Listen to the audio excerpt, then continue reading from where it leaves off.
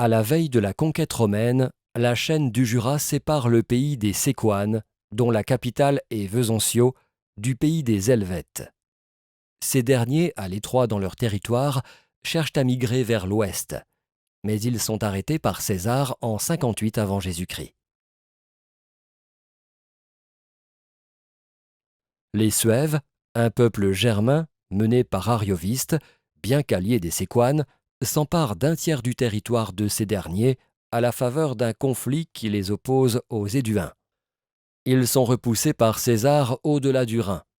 Le Rhin constituera désormais une frontière sans cesse prise d'assaut par les peuples germains. En -52 avant Jésus-Christ, les Séquanes participent au soulèvement des Gaulois contre Rome qui s'achèvera par la défaite de Vercingétorix à Alésia. Dès lors, la Séquanie sera romaine jusqu'à la fin de l'Empire d'Occident en 476. La Séquanie fut d'abord incluse sous Auguste en 15 avant Jésus-Christ dans la Gallia Belgica. Du fait de sa position, elle devient une plaque tournante d'opérations militaires, insurrection contre Rome, attaque régulière des Germains, dont elle a à subir les conséquences. Puis elle est intégrée à la Germanie supérieure un peu plus tard sous les Flaviens, 69-96, avant de connaître sous le règne de Marc Aurèle, 161-180, la Pax Romana, une période de paix qui favorise la prospérité. Au IIIe siècle, de nouveaux remaniements dus à l'empereur Dioclétien, 284-305, intègrent la Séquanie dans une grande entité, la Provincia Maxima Sequanorum, dont la métropole est Vesontio, l'actuel Besançon. En 361, l'empereur Julien, de passage à Besançon, constate que cette ville, autrefois grande et parée de monuments luxueux et puissants, est maintenant une petite ville repliée sur elle-même. En 402, les troupes romaines du Rhin quittent définitivement le territoire. C'est dans le contexte agité de la fin de l'Empire romain, à l'aube du IVe siècle, que l'arrivée du christianisme va accélérer le processus de colonisation et modifier la distribution des pouvoirs. Ce sont les évêques dans chaque chef-lieu de la cité romaine, ou civitas, qui deviennent bientôt les chefs véritables. Durant la période gallo-romaine, la sédentarisation des peuplements s'accentue et les territoires gagnés sur la forêt par les défrichements sont mieux définis. Le réchauffement climatique amorcé à la fin du premier millénaire avant Jésus-Christ se confirme et favorise une extension du peuplement jusqu'à la fin du IIe siècle. Mais une détérioration climatique, observée au IIe et IIIe siècle après Jésus-Christ, autant que des troubles politiques, provoque une désertion de l'habitat. La population, formée sans doute d'une minorité romaine sur fond indigène, se concentre dans les bas pays plus accessibles, évitant les zones montagneuses. On compte une vingtaine d'agglomérations plus ou moins importantes et surtout 4 grands sites. Vesontio, capitale de la Séquanie, centre politique, administratif, judiciaire, économique, religieux. Mandeur, Epaument Duodorum, carrefour routier sur la voie de Besançon au Rhin. Luxeuil, qui a une fonction thermale, et le complexe religieux de Villers-d'Héria, le plus vaste sanctuaire gallo-romain de Franche-Comté. Dans les campagnes, la population se concentre, à partir du 1er siècle et d'abord jusqu'à 700 mètres d'altitude, dans des villae ou domaines ruraux qui révèlent une activité agricole ou artisanale dynamique. Élevage des porcs et salaisons qui font la réputation des Séquanes, sel, métallurgie et une céramique dont on ignore presque tout. Toute cette production dynamise un commerce favorisé par des voies d'eau et un réseau routier important, comme le montre la table de Peutinger et l'itinéraire d'Antonin. Si le massif du Jura est aisément contourné à ses extrémités nord et sud, il peut être franchi en son centre grâce à la route transjurane du col de Jougne, l'axe le plus direct entre l'Italie et la Gaule, par le Grand Saint-Bernard, le plateau suisse et la Chaux d'Arlier. La forêt est alors sur ses lisières, un terrain de chasse et de parcours pour le bétail, une réserve de résine d'épicéas et de résineux dont l'exploitation est pratiquée aux abords des cours d'eau et des lacs, seule sortie praticable grâce au flottage et un lieu d'exploitation du fer. Pendant cette période, l'organisation politique et économique imposée par Rome est ralentie par les multiples tentatives d'invasion germanique, le plus souvent refoulées. Mais le 31 décembre 406, alors que les Alains, les Suèves et les Vandales, poussés par les Huns, franchissent le Rhin gelé, c'est le début d'une longue période de troubles qui va compromettre les progrès de la civilisation. Une deuxième vague déferle sur la région, constituée par les Burgondes, venus des bords de la Baltique, installés dans la région rhénane dès le IIIe siècle. Ils se sont fixés en 413 dans l'Empire romain, dans la région des Worms, en Germanie supérieure. Les Burgondes, réprimés en 435 par le général romain Aetius, sévèrement défaits par les Huns en 437, se retirent au pays des Allobroges, Savoie actuelle, où ils tentent de refaire leurs forces. En 443, ils sont autorisés à se fixer en Sapodia, actuel pays genevois. Sapodia, pays des sapins, qui donnera le mot Savoie. Une fois installés, ils fondent sous l'autorité de leur roi Gondioque, 436-463, un royaume dont la capitale est Genève. Les Burgondes, traités en alliés de Rome, poursuivent leur extension au nord du lac Léman, puis dans la vallée du Rhône. Entre 469 et 475, ils augmentent encore leur possession vers le sud et le nord, annexant Besançon en 485. À la fin du Ve siècle, leur territoire s'étend des Vosges à la Durance et du cœur de la Suisse au Charolais. Leur chef étant fortement romanisé, les Burgondes s'intègrent rapidement dans la société gallo-romaine et partagent avec les autochtones les terres de l'ancienne Séquanie, qui prend le nom de Burgondie ou Bourgogne. En Franche-Comté, leur implantation se situe toujours le long des axes de communication ou dans les vallées. La nécropole de la Grande Hoye à Doux, près de Pontarlier, a révélé une installation durable de population burgonde dans cette zone de montagne. 7e, 9e siècle. Le Jura subit une troisième vague d'invasion. Les Alamans, qui n'avaient jamais cessé leur raid dans le sud du Jura, reviennent en force à la fin du VIe siècle et au début du VIIe siècle. Leur présence est attestée près de Pontarlier.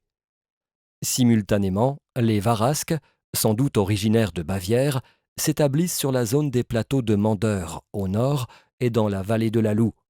Cette troisième vague marque probablement, dans le Jura, la fin des invasions importantes. Les Francs, venus des bords de l'Elbe, qui reçurent des Romains un territoire s'étendant de la Somme à la Loire, vont connaître un destin particulièrement glorieux. L'invasion franque n'a pas affecté directement le Jura, qui n'en subira que des effets postérieurs. Les Arabes ou Sarrasins, dont une partie de l'armée était défaite à Poitiers en 732 par Charles Martel, remontent par la vallée du Rhône jusqu'en Séquanie, où Besançon est assiégé. Parvenus dans le Jura par le budget, ils s'en prennent à l'abbaye du Condat, Saint-Claude, et brûlent de nombreux villages. Cependant, leur présence dans le Haut-Jura est discutée. Tous ces passages créent un climat général d'insécurité que révèle une déprise agricole importante mise en évidence par les études des pollens et la réoccupation des sites fortifiés. Mais revenons au cours des événements politiques. À la suite de ces invasions, un ordre politique nouveau s'installe. Le sort du Haut-Doubs se confond avec celui du massif jurassien intégré, pendant tout le Moyen Âge, aux différents royaumes de Bourgogne. Le premier royaume de Bourgogne, ou royaume burgonde, créé dès 445, comprend donc l'ancienne Séquanie, la future Bourgogne transjurane, Suisse, le Lyonnais, le Dauphiné et s'étire jusqu'à la Provence. L'autorité de Rome, incarnée par le préfet d'Arles, glisse ainsi progressivement dans les mains des souverains germaniques. Un de ces rois burgondes se distingue, c'est Gondebaud. Il est l'auteur de la loi Gombette qui régit la nouvelle société romano-burgonde et facilite la cohabitation entre anciens propriétaires et nouveaux venus. Son fils, Sigismond, est associé au trône 516-523, converti au catholicisme il est vénéré comme un saint. Mais en 534, ce royaume burgonde est conquis par les rois francs. En 561, intégré à la Bourgogne mérovingienne, il forme le deuxième royaume de Bourgogne sous l'autorité du roi Gontran. Les Mérovingiens procèdent au découpage de l'ancienne province en pagies dont l'administration revient à un comte. Au VIe siècle, le pagus d'Escuan et d'Outre-Jura, à cheval sur la chaîne jurassienne, est commandé par un duc depuis Besançon. En 613, la Bourgogne est rattachée à la Neustrie pour former avec l'Austrasie, au cours du 7e et 8e siècle, un ensemble politique majeur nanti d'une certaine autonomie, alors que le pouvoir mérovingien s'affaiblit, miné par des difficultés économiques. En 771, le fils de Pépin le Bref, Charlemagne, hérite de la Bourgogne et l'intègre en 800 à l'Empire carolingien. Si le fils de Charlemagne, Louis le Pieux, parvient à maintenir l'unité de son héritage après sa mort, ses trois fils se partagent l'Empire par le traité de Verdun en 843. Charles le Chauve devient maître de l'ancienne Gaule, désormais la France. Louis le Germanique obtient l'Allemagne jusqu'au Rhin et Lothaire Ier reçoit en plus de la dignité impériale la Lotharingie. Ce découpage sépare la Bourgogne franque, future Bourgogne proprement dite, et la Bourgogne impériale. En 870, la Lotharingie est à son tour partagée entre Louis le Germanique et Charles le Chauve, tandis que l'œuvre administrative des Carolingiens s'écroule dans le désordre. En 879, le Jura passe sous la domination de Boson, qui crée le troisième royaume de Bourgogne, appelé Royaume de Provence, qu'il perd ensuite au profit des Carolingiens. En 888, à la mort du roi carolingien Charles III, dit le Gros, le Jura se trouve englobé dans un nouveau royaume, la Bourgogne transjurane, confiée à Rodolphe Ier, duc de Transjurane, par les évêques et les seigneurs réunis à Saint-Maurice-en-Valais. En 911, le Jura est intégré dans le grand royaume de Bourgogne-Provence ou royaume d'Arles, 843-1032. La Haute-Bourgogne et la Basse-Bourgogne sont désormais séparées. La première suivant les destinées de la France et la seconde qui contient le Jura, soumise à la souveraineté de l'Empire d'Allemagne.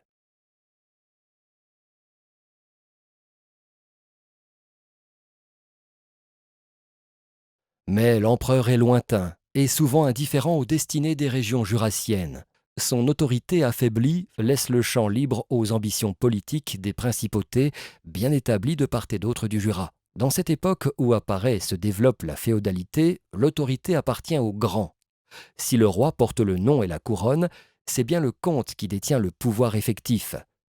C'est ainsi qu'au commencement du XIe siècle, Haute-Guillaume, héritier de la maison comtale de Mâcon, donne naissance au comté de Bourgogne, dont il devient le premier comte. Et le Haut-Doubs particulièrement? Avec l'ensemble de la chaîne jurassienne, il a constitué durant tout le haut Moyen Âge un territoire à part.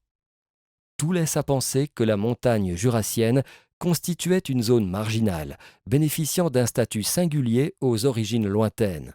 Les rois francs qui comblèrent de faveurs l'abbaye de Condat lui auraient à l'époque carolingienne fait donation de l'immense forêt jurassienne, depuis la Ferrière, Jougne, jusqu'à Saint-Oyen-de-Joux, Saint-Claude. Ainsi, peut-on penser qu'au Moyen Âge, le Haut-Doubs, terre jurassienne, englobée dans des entités beaucoup plus vastes, à l'écart des événements quasiment vides d'hommes, a peu subi à son échelle l'impact des grandes migrations et de tous les changements de dimension européenne. Et pourtant, le processus d'anthropisation va connaître bientôt une accélération et une continuité, commandée moins par des pouvoirs laïques distants et indifférents que par une Église impatiente d'établir sa puissance spirituelle et foncière.